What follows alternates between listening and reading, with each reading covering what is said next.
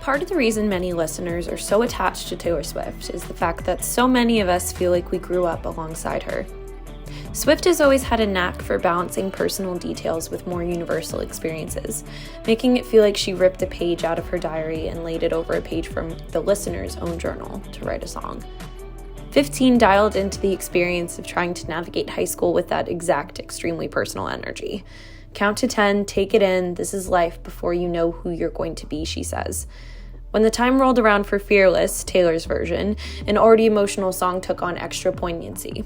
There's something about hearing a woman now in her 30s reflect on a song she wrote in her 20s about her teen years. The degree of removability and the wisdom that comes with it means that 15 continues to pack a punch to this day. There's a reason All Too Well has taken on an almost mythological status within the Taylor Swift canon, only elevated by the recent accompanying short film. It is some of her very best work with one of her very best bridges.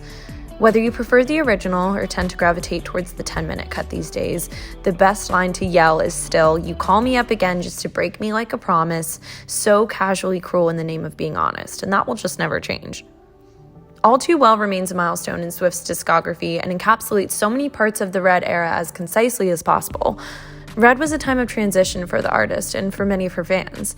It was the bridge between her country roots and her big pop dreams. It's heartbreak, nostalgia, and hope for the future. It's the miserable and magical of growing up. Swift may have been in a relative in-between, but All Too Well, like so many parts of the Red era, underscores Swift's greatest strengths.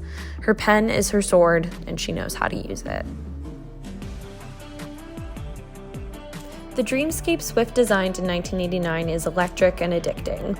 It's New York City on its very best day, written through the lens of one very happy transplant. The front half of the record is just hit after hit.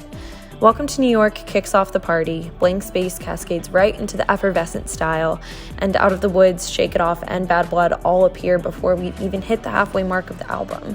There, dead center, is Wildest Dreams, which boasts the kind of airy melody that gets trapped in the listener's head and refuses to shake loose. It's a very Taylor Swift move, and one she utilized in so many moments in 1989. As a Reputation apologist, it's baffling to think that there are people who consider this album some of her worst work. Just look at Delicate. The synths, the slow build of the beat, a tasteful use of a vocoder. My reputation's never been worse, so He Must Like Me for me is such a sad, sweet set of lyrics. It's the sentiment of Delicate. A new romance hinges on such a fragile precipice, and one wrong move, or one perfectly timed rumor, can knock everything off course.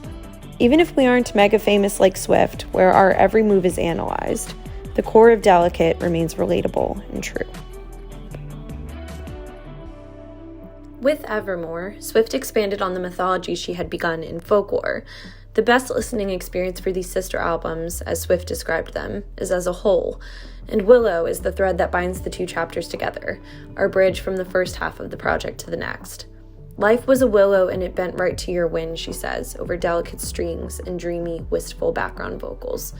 The overwhelming feeling of being caught in someone's orbit and immediately being ready to change your entire life in order to remain there isn't necessarily new to Swift's work, but in Evermore, partially thanks to the production choices and partially due to the emotional maturity with which she writes, it's an idea that feels fresh and new yet again. Willow sets the tone for the journey that remains in the rest of the record.